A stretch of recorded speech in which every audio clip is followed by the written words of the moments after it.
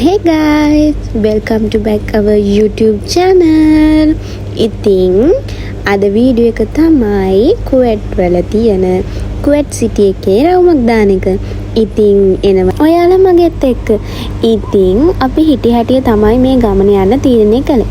මුලින්ම අපි හිතුවේ කවදාවත් බස් එකක ගිහිල්ලා නැහැ. අපි මෙහි ආවට පස්සේ ඒ හින්දා බස් එකක යන් කියලා. ඒ වුණත් අපේ දන්න අයියා කෙනෙක් කිව්වා බස් වල යන්න එපා. අපි අතන මං වෙයි කියලා. ඊට පස්සේ අපි ටැක්සි එකක් අරගෙන ගියා. ඔයාලා දන්නවද මේ ටැක්සි එකේ යන්න විතරක් 2000ක් ගන්නවා, එන්න තව 2000ක් ගන්නවා. ඒ කියන්නේ මේ ගමනටම රුපියල් 4000ක් යනවා.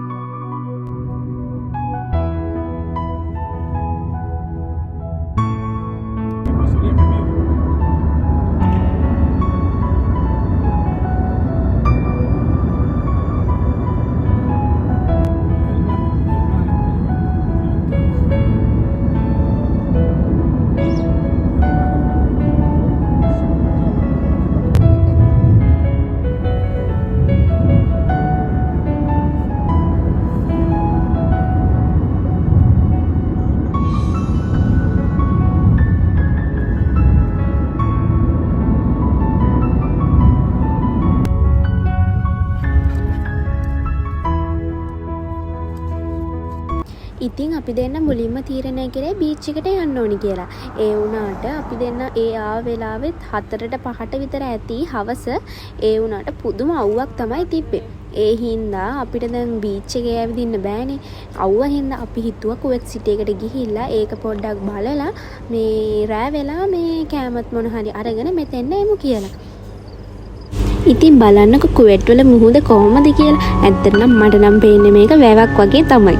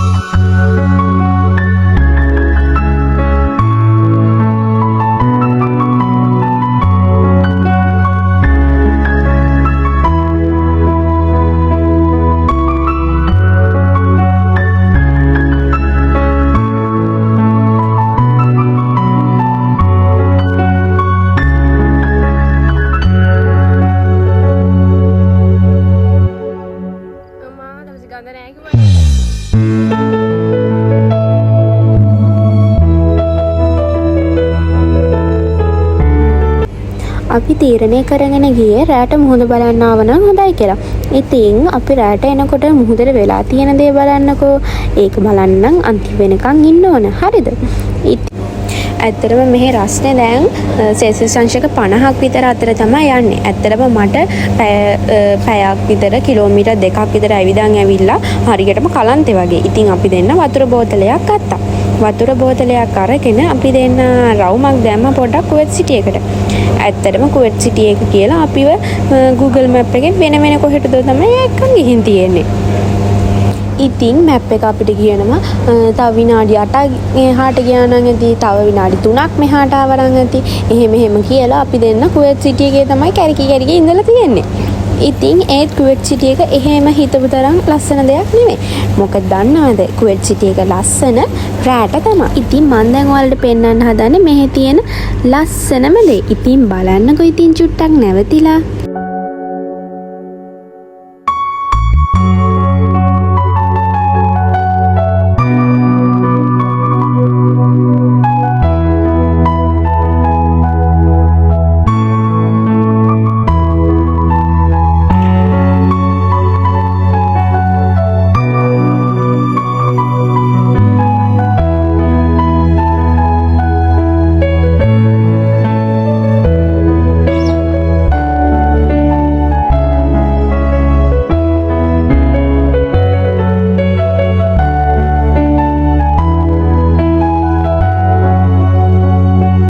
ඉතින් මෙච්චර ඉර පායන රටේ ඉර බහින්න වෙලාව ලස්සන නැත්තම් ඇත්තටම මේ රටෙන් වැඩකුත් නැහැනේ. ඉතින් මෙහි තියෙන තවත් ලස්සනම දෙයක් තමයි මේ සන්සෙට් එක. ඇත්තටම මමත් පළවෙනි පාරට තමයි මෙච්චර ලස්සන සන්සෙට් එකක් දැක්කේ. ඉතින් ඔයාලත් කියන්නකෝ මේක ලස්සනයි නේද? ඉතින් ඔයාලා කාලා තියෙනවද රටේදී? අපි දෙන්න පළවෙනි වතාවට තමයි මෙහෙම රටේ ඉඳි ගහකින් කඩාගෙන කෑවේ. ඉතින් බලන්නකෝ.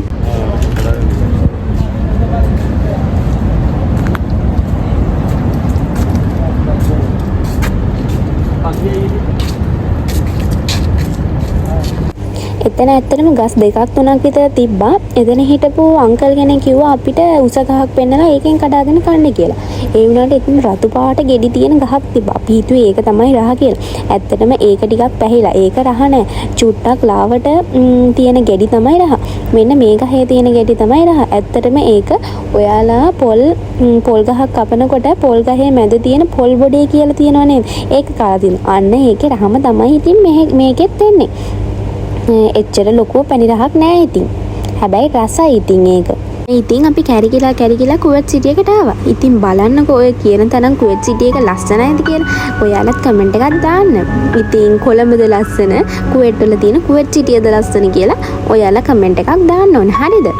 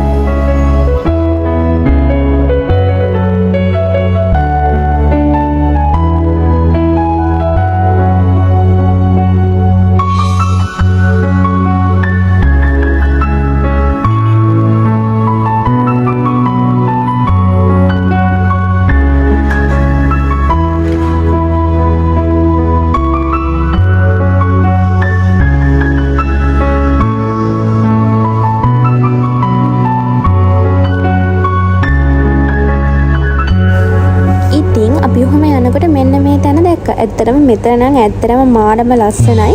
අපි ඉතින් චුට්ටක් නැවතිලා එතන ෆොටෝ ටිකක් ගහලා වටේ චුට්ටක් ඇවිදලා මේ ගියා. ඉතින් බණ්ඩ වෙසක් බලන්න ආවා වගේ තමයි. ඉතින් එහෙත් එලි මෙහෙත් එලි බලනම ඉවරකුත් නැහැ, යනවා ඉවරකුත් නැහැ. ඔන්න ඔහොම තමයි ඉතින්.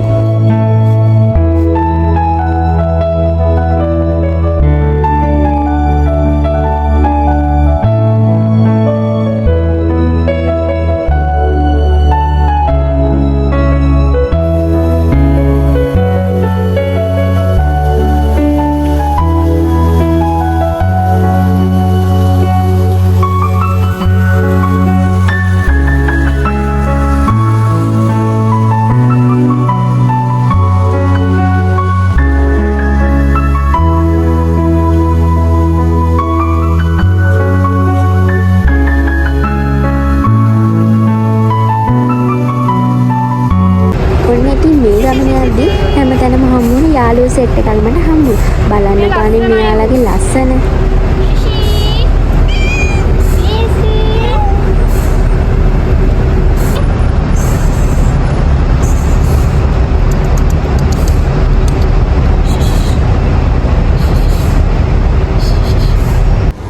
ඉතින් අපි දෙන්න වටේ කැරිකිලා ඉවර වෙලා කෑම කන්න තැනක් කිව්වා. ඊට පස්සේ මට දොළ දුකක් තිබ්බා මේ පීසා එකක් කන්න. ඇත්තටම මම එක જાතියේ පීට්සා කාලා තියෙනවා. ඒ වුණාට මේ පීට්සා හට් එකෙන් පීට්සා එකක් කාලා තිබ්බේ නැහැ. ඉතින් මට හිතුණා මේ පීට්සා හට් එකෙන් පීස් එකක් කෑවොත් හොඳයි කියලා.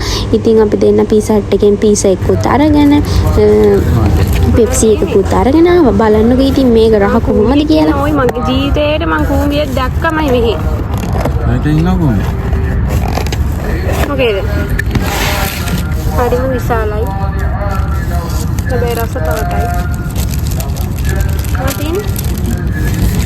සෑරි හතනයි නෙන්නේ.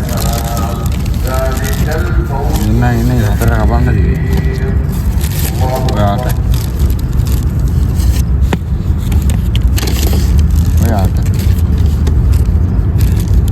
මේක දෙනවා කිව්වේ මේක උඩ තියලා සෝස් මේක උඩට තියාගෙන දාගන්න. කවුස් කිව්වේ? කිසිලේ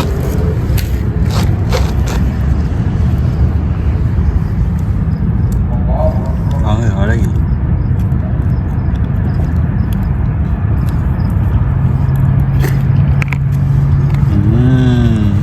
බලන්න චීස් හැදෙනවා කියලා.